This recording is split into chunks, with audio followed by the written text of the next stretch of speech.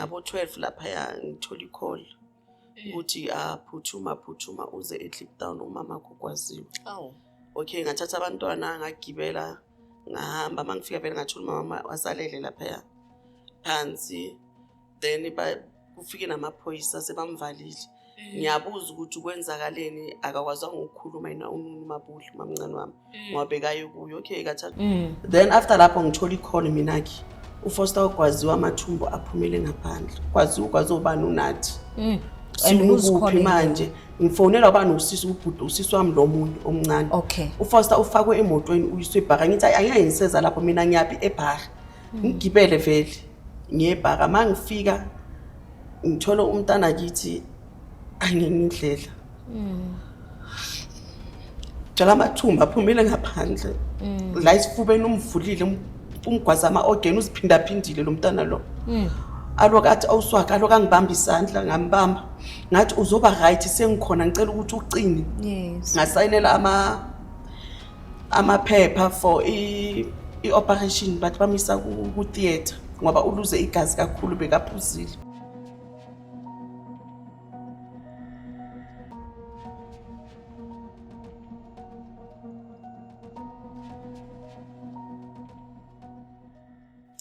Sanibonani Mzansi, and welcome to another episode of the Hope Revolution podcast. I'm your host, Unomcebo Gayaga, your sister that is always available to listen to your story and engage with you. In this podcast, we provide a platform for open discussions on various challenges and experiences that are unique to both men and women. So if you're new to our channel, welcome, and please subscribe to our channel and also hit that notification button so that you don't miss out on any of our episodes. So as you know that every week we have a special guest that comes to the studio and share their story with us.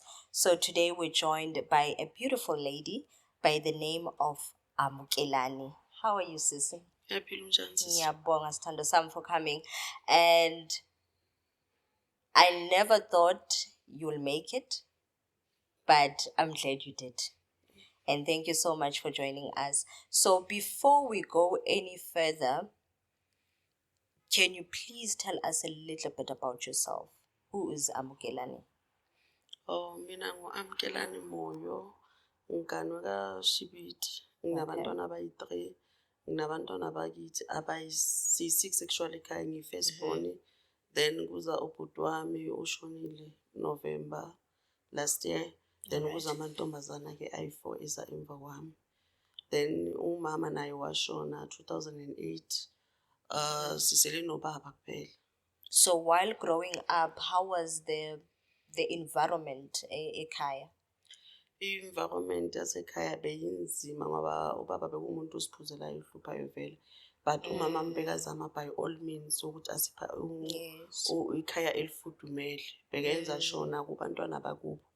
Bekenza sho ngoba bebahlala lapha ekhaya. Abayenzela yonke into asikhulisa sonke ayenza sho ukuthi siba right empilweni. Siba nemizi sonke. Then ungafika lesikhathi lesi azoshona ngaso. What is one thing?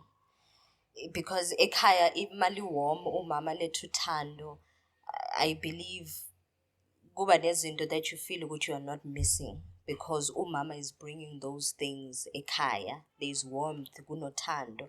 As you said, ukuthi umama was there.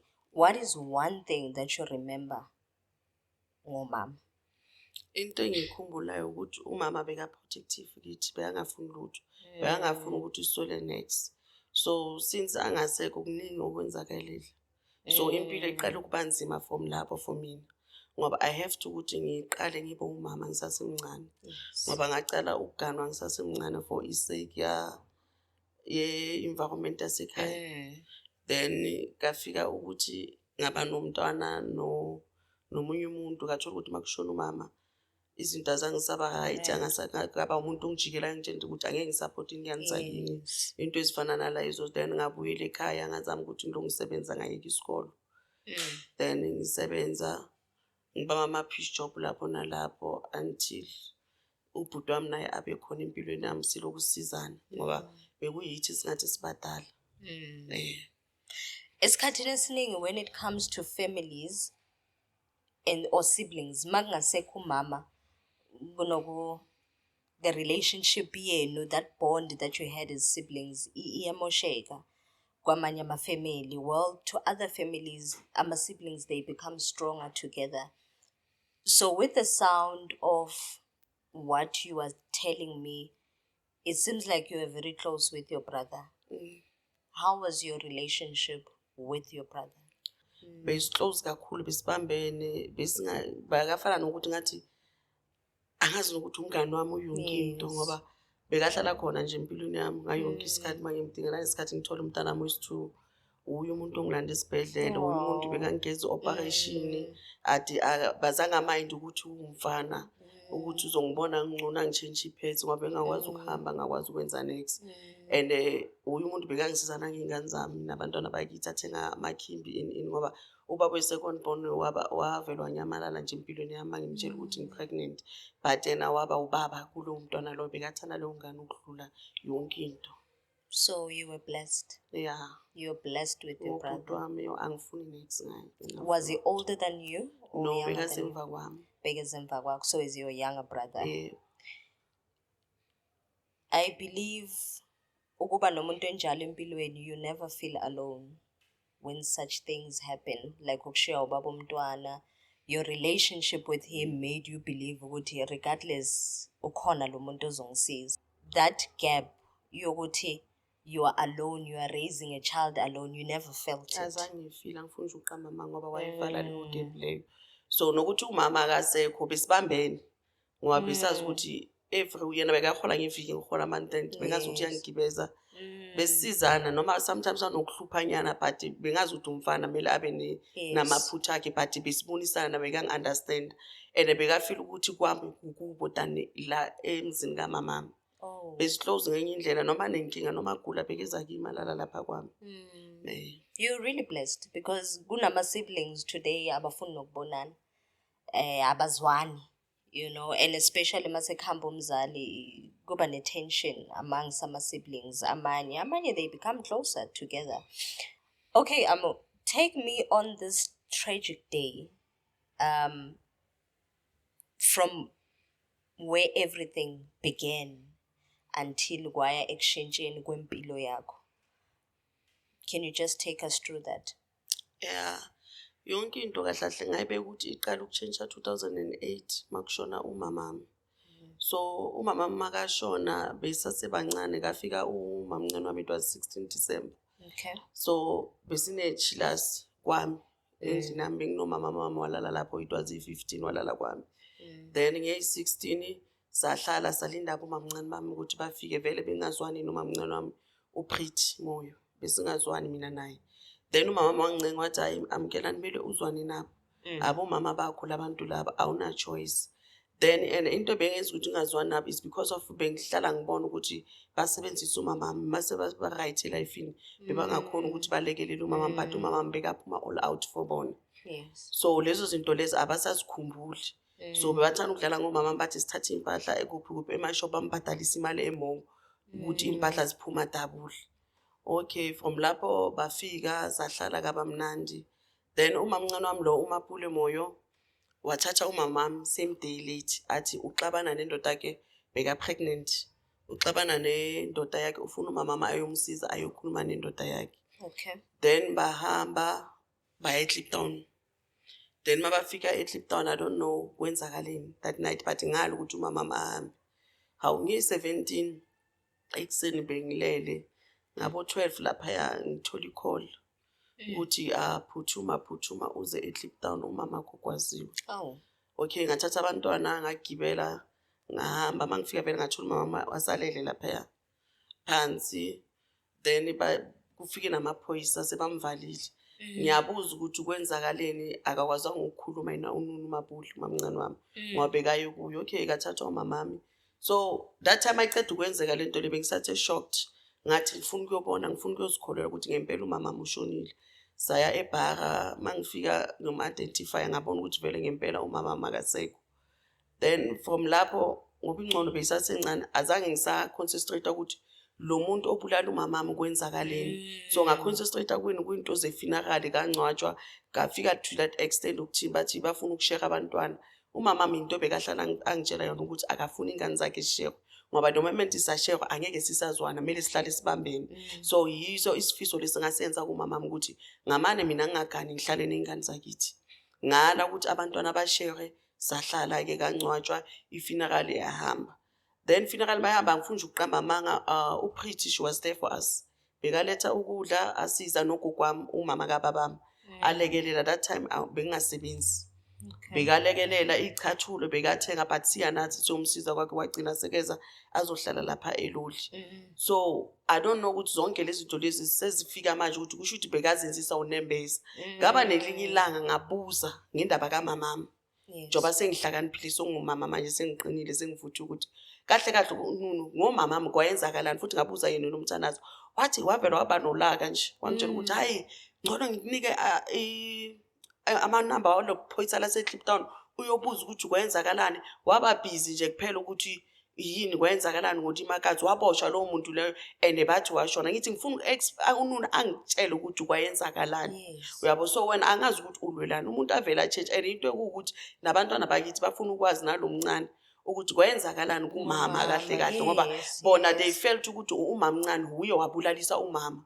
So mina bengifuna ukulungisa lento leyo ngoba njalo maphuziwe kunamaphathi wena mamncane uwo wabulalisa umama ethu.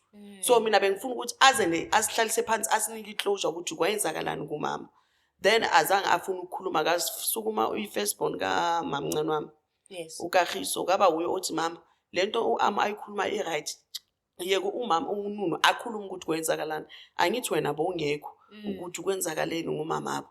uNunu azange achazwa phela wathi hayi besiphumile omunye umama weza wafika wahlaba umama angamazi ngomesi emqolo. Doesn't make sense. Ayenzi sense. So ngabona ukuthi impendulo straight angiyitholi. Ngavela ngazithula ngavela ngaphuma kuye. So from lapho nje ukukhuluma iqiniso mina I felt distance kubo. Ngazi distance but lokhu usizwana kuba ilento le yebo unjani ngiphume kubo ngihlale kwami. Then last year 2004 ubhuti wami wahamba wathola umsebenzi eWoolworths. Wahamba wayohlala kagogo umama uzala umamami eClespruit. Uhamba wayohlala khona uhlale lapha 3 months benganankinga. Then inkinga iqale umntana kamamncane wami umntana vele bekahlupha nje ngoba uke washaya nomamakhe uNathi Moyo. So makashaya umamakhe ubhuti wami wamshaya angifuni ukuqamba amanga ukuthi wayushaya umamami. Phela besibathatha njengabo mama bethu. Wayushaya umamami wamshaya. Okay kaba ngathi iyaphela into yakona. So asazi umntana ukuthi waba negqubu okwenzakalani. Then after lapho nomntana lo wagwaza omunye umfana October last year. Omunye umfana lo bathi uMkhonto igama lakhe. Then umgwazo wahlala ICU I think for 3 weeks.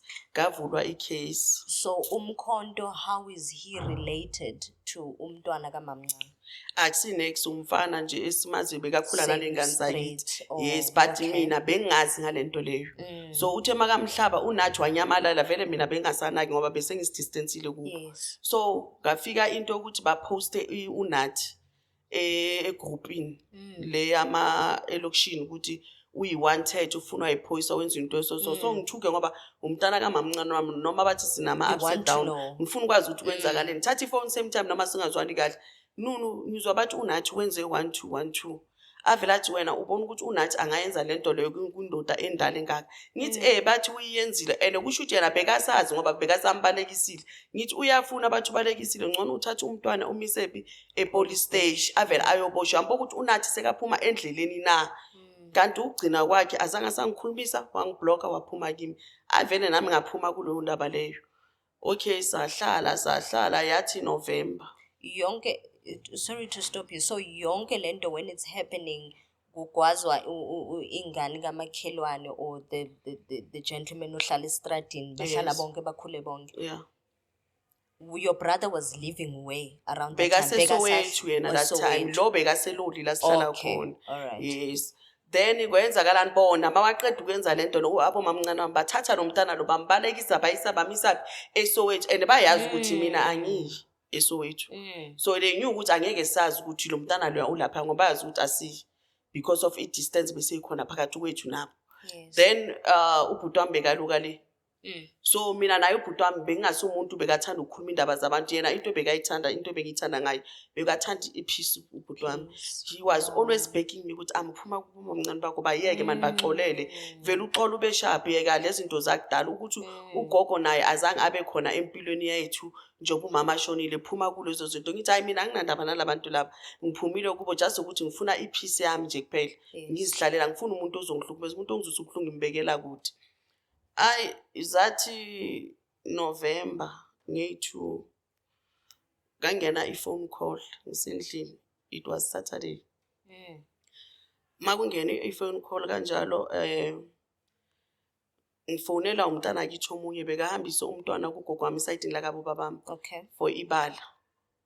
Before that man ngifonele uye nge-video call uFoster lo mfana angicomplainele ngoNathi. It's where I get ukuthi uNathi ulapha yayisi. Yena lo mfana lo wakithi uzemva kwami angifonela angitshela ukuthi hey mfethu ke bathi ngifuna ukubuya sengikhathele uNathi.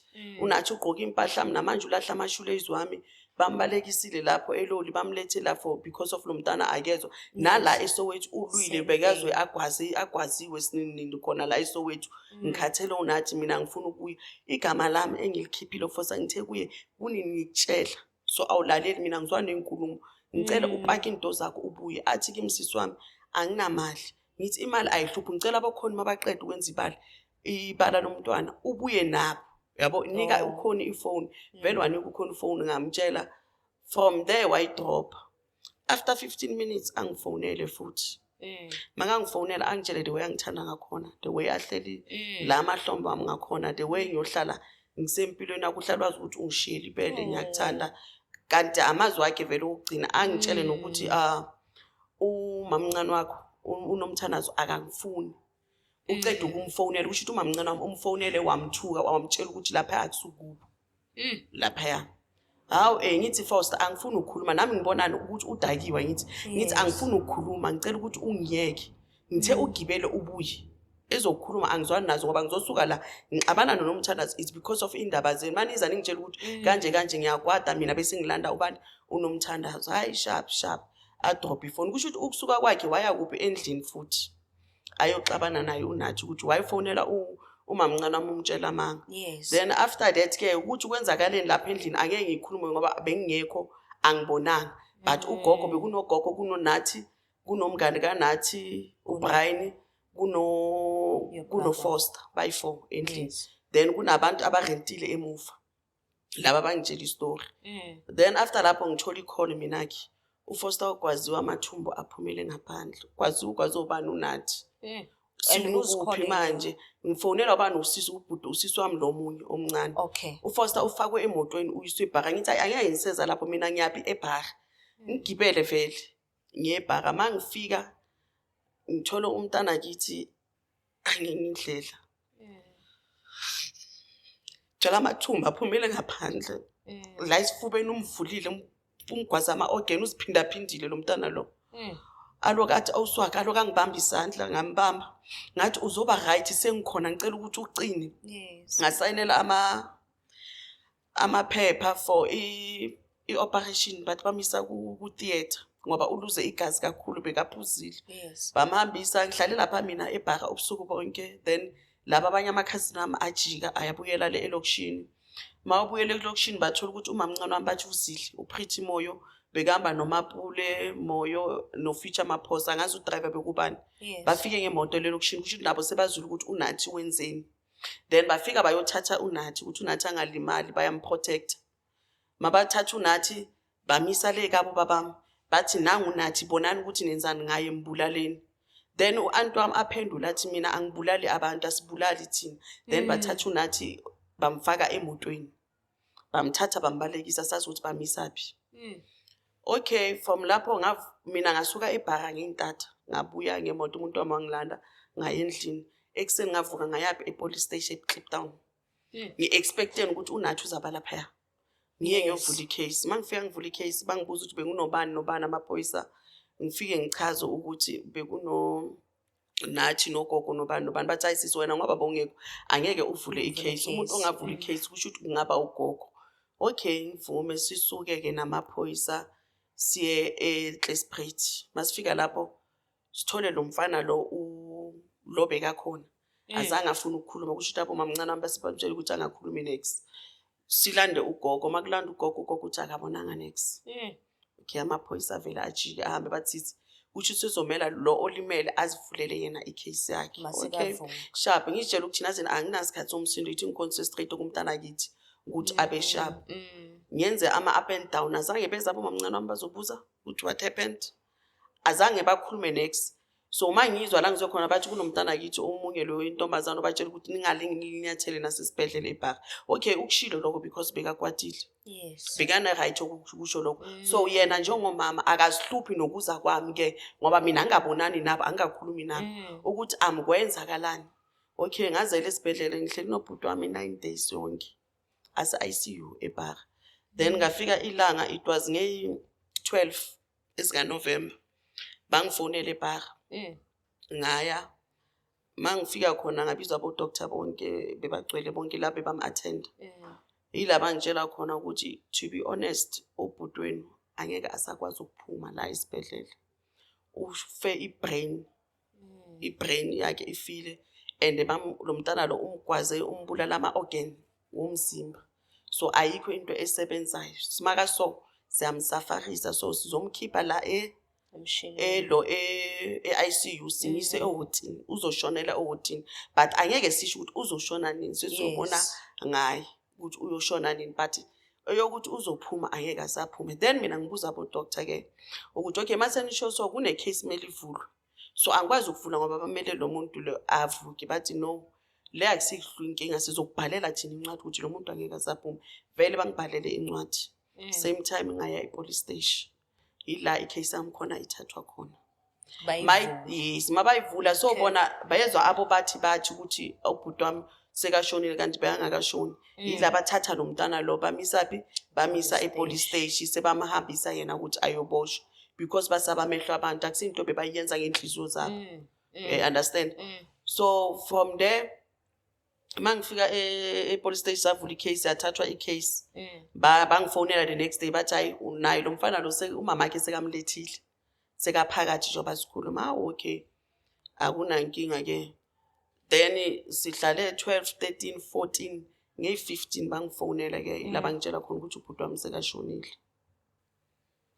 then from there makashone kanjalo yila umamncane wami sekaqala ukungifonela angitshela ukuthi ucela ukuthi size sizokhuluma ngathi mina ayikho into engizoyikhuluma lokho benikufuna nitholile mhlombe senijabulile engizwe ubhlungu wesi ufoso ohlela how many days esibhedlela njengomama wayengazihluphanga uze kimi awuxoshwanga yimi uxoshwa uLerato so kimi wayengazange uzobuza okay wakama umuntu ongincengayo ukuthi hayi ngiyacela ngathi yazi ngicela ningenzele ifavor one ngicela nasefinakali ningisi ngizozibona ukuthi ngiphuma kanjani ngikhombile ukuthi nithatha iside lomntana omama ophilayo kusho ukuthi lo yinja ngoba umama wakhe akasekho it looks somehow so ngizozingcwabela ngoba even nogogo wami uthathe iside lanomntana lo ngoba she was there ubone yonke into ubone wonke amathumba aphumile yonke into uyibonile but still azange abe nendaba wathatha iside labantwana bakhe abaphilayo wama nabo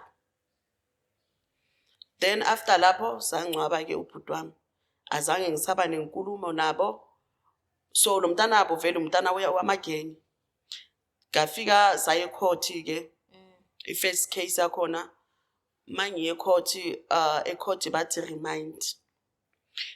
remind kanjalo yila singijika sibuyele emuva bengambe kuyimi bekumakhelwana wami umngane wami ongichaza ngoba ngichazwa abantu bangaphandle then kuyikhazini yami umakoti wakithi lo bekathandana noFoster bengihambe naye same night umakoti wakithi angisendele ukuthi umamncane wami umsendele i-friend request kunomngane lo okanathi umsendele i-friend request umntana akithi naye same day lento lesenzeka ngelanga eli1 umntana akithi naye uthola i-message ebuya kubani kumamncane wami umama kanathi ukuthi whatever ezoyenzeka kunathi igolide leli akumelanga lithinteke lapha ejele whatever ezoyenzeka kunathi yimi nomntana akithi lo elasibona so ukuthi lo shonile ayinja kunandaba naye uwariji ngonathi ukuthi kuzoyenzakelani kuye ejele So it was more like a threat. Yes. If anything Thing happens, she will, kunathi, yes, uzokwazi she ukuthi will do something about it. yebo ukuthi yimi noma sesi ngiphume kuyi azange ngiphendule ubusuku bakhona ekseni makuzawo mangiphuma ngithi ngichitha amanzi ngicela ukugeza ngichitha amanzi ngaphandle ngibona umuntu vele umile ubheke ngakwami but angiboni ukuthi ubana ngingamthathele ekhanda ngitshela ukuthi uzimele lo muntu lo ngichitha amanzi ngibe busy ngoba ngilungisa nalabo abayi2 abancane ngilungise labo abayi2 abancane mangicela ukubalungisa kanjalo sengiyaphuma ngiphume late ngiphume I think it was 6:30 to 7 mangiphuma ngiyambona lo muntu lo from eminyango usamile ubheke kimi mase ngijika ngendlu yami mele ngiyophuma egate khona amuva enhlizweni ngisho ukuthi lo muntu usho ukuthi uze kimi okay ngiphume ngegate ngikhi gate mangikhi gate ahambele phambili so ngize ngishitshela ukuthi ngifuna ukuhamba emva kwakhe ngizombona ukuthi ungatheka kanjani okay ngihambe mangifika la ngasekho kulweni ngimemeze omunye umfana bathi umcolisi ngishaya iflate umcolisi iza ngapha sihlangane ngapha ekhoneni umcolisi athi shosho idla agijima khona this guy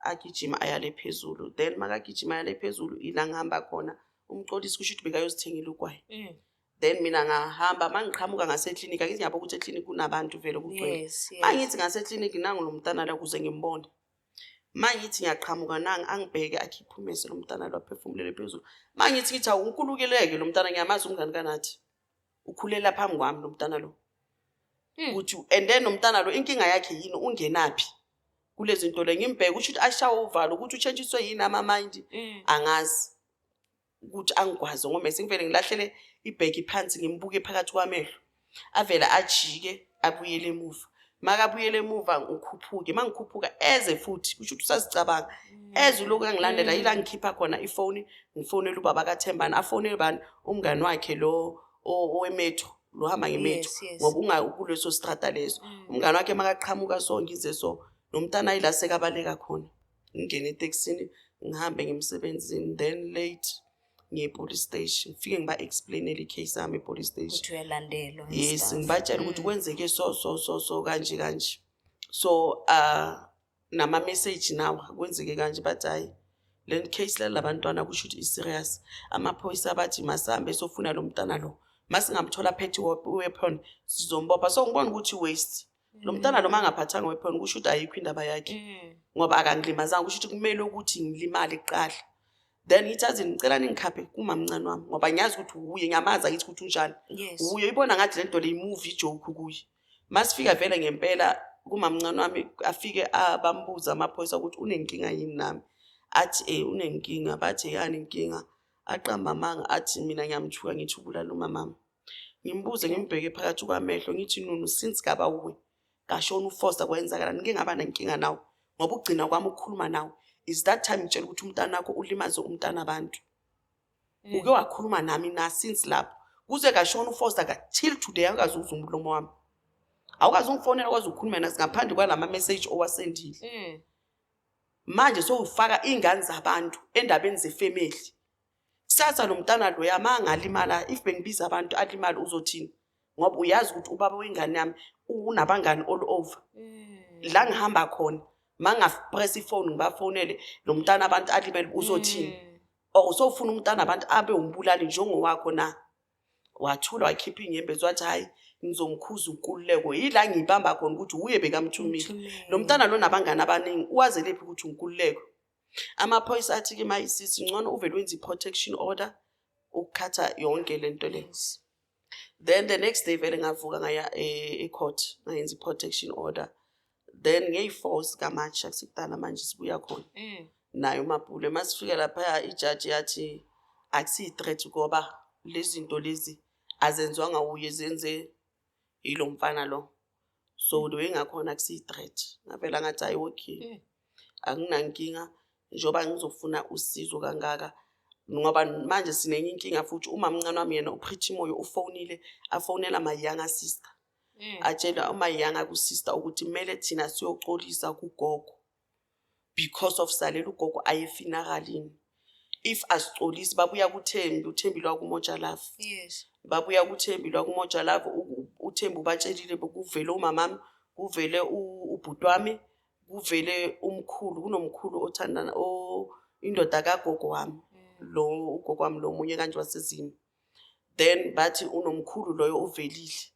Mabavela basho ukuthi thina abantwana bakade Makatho njoba sisele siyi5 lo gogo lo mangashona singakayi siyoxolisa sigeze sizolandela sonke. Aw. So that's what they told you.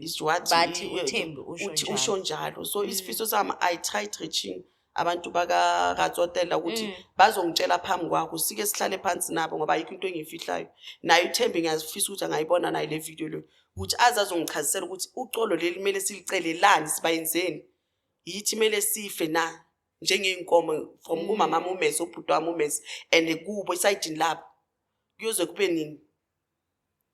To be honest, it's a very difficult one. Yabona into ehlangene nemindeni it's something else. And ngiyakufisela ukuthi uthola amandla for all of this because I know it can be draining and tiring and exhausting. At the end of the day, I can see ukuthi into ifunayo it's justice for your brother. So masibuyela emuva a little bit ku stories ka mama, because I believe naleso isilonda esingakavaleki. You don't have closure. Have you ever tried ukuyothola more with maybe the investigation officer about icase ka mama ukuthi what really happened and how is that affecting you manje njengoba somdala, because everything yenzeka umncane, you didn't understand a lot, but now mama yourself, and how does it affect you now? Iyangilimaza kakhulu ngoba the way sengakhona ngifeel ukuthi izinto zokubulawa kubo ngayibeka nje kanjalo straight ngayilina le ngoba abafeel next pain. Ngoba if beba feel pain the moment angisho ukuthi unathi udeserve ukuthi ayenzele ukubi. Yes, into nekumele bayenze from the start makaceda ukugwazwa uFosa kumele bamise police station ubonisa ukuthi abathathi maside baze kithi bazozwanana nathi. So when it's come to kuleka mamami ukuthi angazi ukuthi ngiqala phi nayo ngiyafisa ukwazi ukuthi kwenzakalani. So angazi ukuthi ngizoqala kapi futhi umuntu onganamali manje kule country yethu awunaphawu ngoba kumanje icase kabhuti wami ibeke ku hold because of icase kaMkhonto. So Umkhonto is the young man that was stabbed by before Unathi. Yes. So ibeke ku hold because of icase kaMkhonto. Icase kaMkhonto inento eziningi nje azwisisani amadoketa awekho awatholakali kuyiwale nale But it isn't supposed to be joined together because I think offense eyenza umuntu oyi-one.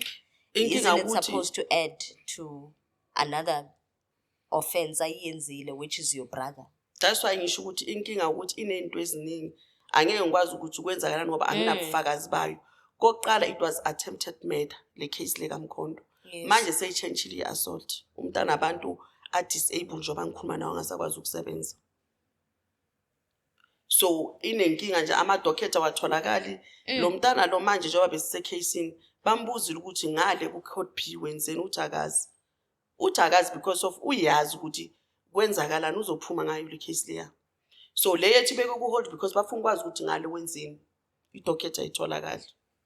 So idoketa engatholakali ekaMkhonto. EkaMkhonto yes ngoba elami icala angithi ba umisile umamakhe uvumile ukuthi ukwenzile. So balinde ukwazi ukuthi bamnika ibail noma kanjani first case yakhe nakusi first case angithi ugwazile futhi ngale uyogwaza uMkhonto. So na inkinga yiyo leyo nje. Ukuthi kwenzakalani justice asikwazi ukuyithola kule case kaMkhonto and usisi wakhona uyayihambela uyagijimela ukuthi and it seems like uye manje ohamba oyiphoyisa kule case le amaphoyisa amsizi nganex. I also feel like Unathi is being protected over and over again, because the more you protect her with your wrongdoings, I'm not learning anything from that. Because maungvikela, I find that as if should lende yenza right. I can stab you, ngenza whatever ngifuna ukuyenza, umama ukhona uzongcover. Since njengoba usho uthi you tried ukuziqhelisa kubo, and not be associated with anything.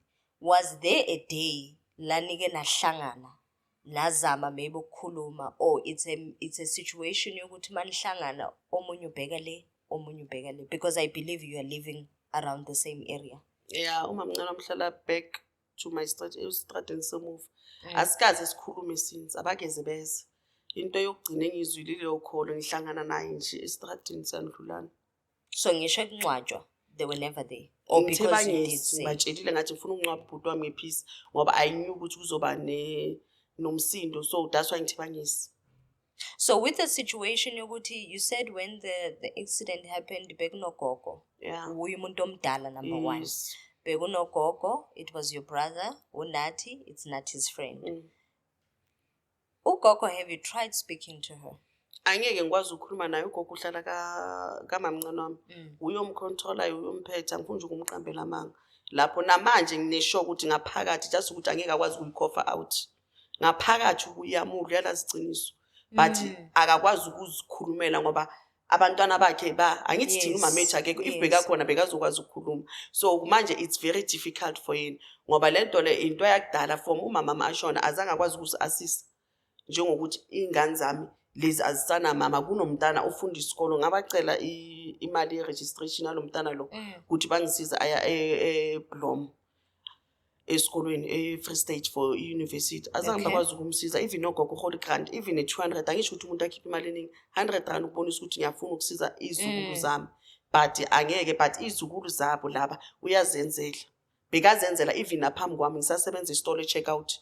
Bebeza kimi bazokhipha imali kimi athengele laba ama-chocolate ngibhekile, but angeke athi nabantwana baka-Amu or nabantwana baka-Bantina nje kuphela nje. Into ngisho ukuthi kunenkinga nje engayi-understand, but yena ugogo wami last time kusazwana bekeza kimi angikhalela, so bengi-understand ukuthi i-voice note akhona nginayiprove yakhona. Kunala ngike ngam-recorda khona angikhalela, angitshela ukuthi mntanami ngiyafisa ukuthi ngibe khona kodwa abomamncane bakho bayenza 1 2 abafuni, special unomthandazo bekayibeka straight yona. Naye neprove yakhona leyo ikhona efonini yami namanje. Do you think your life is at risk? Yeah, it's a risking. That's why ngivele ngavela ngizofayithela i-justice kabhuti wami. Noma bangayenzana nginankinga. Kodwa kusala ngifuna wonke umuntu ne-South Africa yonke yazi ukuthi ngizofa ngifela ukuthi ngithole i-justice for ubhuti wami. Imali into enginganayo, but ukuhamba for ukuthi ngithole iqiniso liphume ngizokwenza. Ngisazoya phambili, angeke ngistop futhi nala until ngithole i-justice. How is the reaction towards a situation, because I believe in Yahamba court? Yes. When you meet at the court, how is the environment there? E-court inhliziyo wami ibabuhlungu, but akeze nomamncane wami. Uyakwazi ukuthumela abantu yena ugood lapho ngiyamazi. Uthumela abantu yena shiftele emuva kube ngabe umuntu omuphi. Azenze ngathi yena usharp. Kuye inhloko yayonke into. Akezi first time bebathumela bekuza igroup. Bonisa ukuthi lento yenzo nathi yinhle. Mamncane wami bekakhipha imali abhadalela bonke labantwana laba igroup kanathi bekuza abantu aboma-10 11 bazochasa unathi. Ukuthi lento yenzile boy mele uyiphinde futhi yinhle kabi. Beza until ngimenzela i-protection order. Ngoba ngayisho ngathi dewe unganamahloni ngithi ngamtshela emehlweni uthumela nabantwana ukuthi bayochasa amanyala yenza umntanakho. So from there she stopped. Abantu abazayo manje i-stepfather sakhe lo mntana lo nathi. Then kuza nendoda kamamncane wami leyahlala nayo manje, yes. Kuza nayo. Then kuza ne-girlfriend yakhe yalo mntwana lo, then kuya nomntana kamamncane wami. For now lama case ayi-2 lawo. But mayicala bekuza igenge, igroup. Yes, bekuza abantu ukuthi boma 14 bayingapha abafana bayagibeliswa, bayathengelwa nokudla. So after seeing that boy again, obekathunyiwe to do something to you, uke waphinda futhi wabuya, or it was a once off thing? Zange phinda buya. Angithi same day nge-police station, so ushilo naye emaphoyiseni wathi uzomkhuza. Azange asazi. Akagezi till today angifuni nje ukumqambela amanga. Okay, wahlangana obviously ushithi umtshela umamncane wami ukuthi angithi umuntu makayenza izinto uzenza angacabangi. So manje umtshelile obvious ukuthi lo la hamba khona indoda yakhe iyaziwa almost iloli yonke. So whatever azoyenza mele ahlalazi ukuthi u-right ngoba ngizothi mangihamba ngifonele uzibanibani aqhamuke or ngishaya impempe or ina ngithi sengihlala ngi-alert manje sengiyazi ukuthi impilo yami ise-riskini kumanje ngiyazi ukuthi anything izoyenzeka ngiyazi ukuthi abobani angeke ngiyele nale. And uNathi, do you come across him? uNathi akakhona ukungibheka court umntwana lo engimbonayo ukuthi iphutha uyalibona. Yes. But inkinga yisupport ile ayithole bazalini. There's one thing nama message akhona nawe efonini usendela ama message. Ngiyazi ukuthi uye but akafuni ukuzikhipha ukuthi uye yes. Wangibuza ukuthi efonini yami ucela ngimtshele into ezi3. Lezi lo muntu lo ongisendele message singathi uNathi but ngiyazi ukuthi uye. Yeah. Wathi ucela wathi hayi wazinika igama elihong. After that wathi ngambuza ukuthi ubani wangisendela ama picture umuntu ongamazi. Okay. Ngathi mina nomuntu angimazi. Ngathi angikwazi otherwise ngizobhlocka khuluma into oyifunayo. Wathi okay before ungibhlocka ngicela ungenzele ifavor. Ngicela ukukubuza ama question ayi3. Yini into oyifisayo ngenhliziyo yakho yonke ukuthi ingayenzeka ukuze uthole ukuthula emoyeni wakho. So yila ngibone khona ukuthi obvious uyo lo mntana lo. Ngoba the same thing la isendele mina usendele no sister wami omunye uMasisi. Guilt? Into engisho ngithi umntana uyalibona iphutha because of umzali uyenza into ezokumprotector so akabona into wrong angeke akhuze ngoba lapha ngithi bekazofunda aphume mhlawumbe sekahluzekile kana so because of umama wakhe uyamshielda and yena ujele ukuthi uyamthanda kanti akazi ukuthi uyamosha. So after athumela leyo message, what was your response? Ngimphendulile ngathi mina into engifisayo ngifuna ukuthula empilweni yami nokujabula and angizondi umuntu ngoba uNkulunkulu uhlulela umuntu hayi mina and mina akusungumbulali yemazi wami mangiqeda ngathatha ama message ngasendela umuntu i-case ka Foster ngamtshela ukuthi kunabantu abangisendela ama message but I don't know ukuthi ubani wathi hayi into engayenza ukuthi wena kumele uyovula i-case but inkinga ngoba asazi ukuthi ubani. I find it strange because mabati akna evidence or there's nothing they can do. It just confuses me because if kune number that is sent to you ongayazi and it has some strange messages, that number could have been traced. But check ukuthi the messages aqhamuka from where, what is the location esuka khona. I think izinto eziningi can be really prevented if we have abantu that are doing umsebenzi accordingly the way mele bawenze ngakhona. And right now we are concerned about your safety.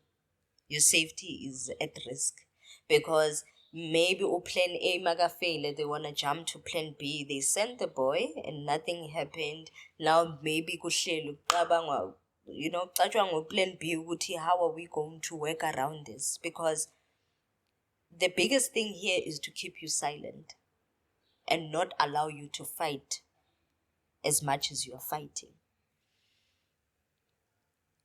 Usizo olufunayo Amo, I want you to look at that camera usho ukuthi usizo oludingayo yini, so that every person that wants to come up front and give you help and offer you help, they know ukuthi what is it that we're going to help this lady with. So you look at that camera and tell umzansi wonke ukuthi what is it that you need. Usizo engilicelayo ele justice and justice angiceleli kumntana kithi kuphela lo ushonile. Ngizwela nalomfana lo ogwaziwe manje o-disable umkhonto ograduate for engineering akasakhona ukwenza lutho. Nokuthi futhi makazophuma nomntana lo if justice asiyitholi bayingaki abazohlukumezeka ngoba umuntu uya ayijwayela into. Bengicela wonke umuntu ongakhona ukuthi angisize ngicela angisize ngale case le ngoba eyami i-case manje ibeke ku-hold because of ukusafuna ukwazi ngale kaMkhonto. So asazi kwenzakalani ngoba bathi amadoketa watholakala and naye umama kaMkhonto uyalwa siloku sibhizi siyabambisana siyaphansi phezulu besicela nje usizo sicela ijustice ukuze siye phambili ngoba umagistrate umbuzile lo mfana ukuthi wenzeni ecourt B lo mfana lo ukhuluma indaba ukuthi akazi and wazi kahle ukuthi ugwaze umkhonto and it was attempted murder, manje bayitshentshile sekuyi-assault. So yonke into sinayo ubufakazi bazo lezo zinto lezo. So bengicela usizo. Ngiyabonga and I believe and hope ukuthi usizo uzolithola. We need to understand yazi kunezinye izinto esiyitshela ukuthi they are the end. Sekuphelile ngazo. After 5 years they come back. Kunama case that ayenzeke kudala iminyaka but right now ayavuka. So ngiyacela ukuthi uNkulunkulu akubale amongst the people that must get help, that must get justice. And if there's anyone out there who's willing to help Sis Amo, please come through. You can contact us. You can send us an email. We'll definitely connect you with her. And thank you so much for coming. May uNkulunkulu give you strength because udinga strength in all of this. May uNkulunkulu give you strength and keep on fighting. May your answers be answered. May your questions be answered. And thank you so much for coming. Obe right nasemoyeni because you have kids. Your mental state idinga ukuthi ube positive always, even when you are facing something that's very negative around that time. So you need to break it down easily. It's not an easier thing to do. Unzima. Because right now, bonalo booty that been bambene like crazy, yonke indawo nihamba nonke, but right now you are fighting alone. And ngiyacela ukuthi uhlezi strong. You are strong. Even for coming here, you're very strong. Because now we are worried about you. We're looking at your safety. We're looking at, but you said, ngiyayibona safety yami. Let me come to the studio. Let me share my story. If anything happens, then it's fine. But I can assure you nothing will happen. uNkulunkulu angekavuma silawula abantu silawula umdali, you know.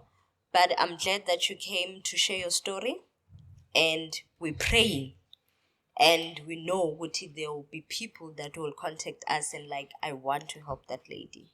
So thank you so much for coming. Ngiyabonga nesifiso sami ngathi ngathola nayo usisithembi. Lo batshele lento ukuthi sizoxolisa ukuthi ngizoxolisa for ini ngathi angayithola le video le ayibone bengathanda ukuthi ngibonane naye ngoba anginawo amandla nemali yokukhokha ama-section wayo.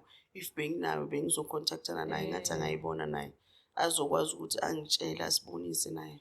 I think on that one it's good nizibonele yena because now it's a hearsay ukuthi uthi uThembi and you haven't seen her, she haven't told you, but as a person odila ngezinto zesintu, as a medium, I believe bekumele anbize in that meeting and be included makayenza ama readings wakhe.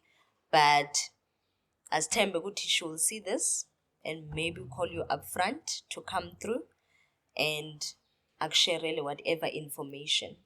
So akukhanye sithando sami. Uzokhanya. All right.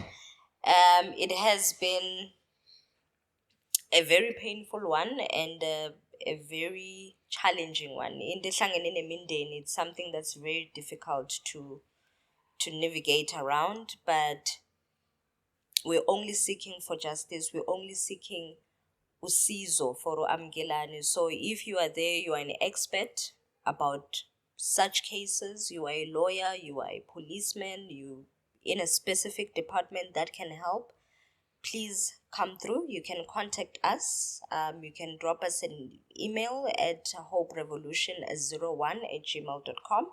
Or you can also call us, text us, or WhatsApp us on 079-965-3014. Thank you so much for joining us. We'll see you next week, same time, same place. Bye.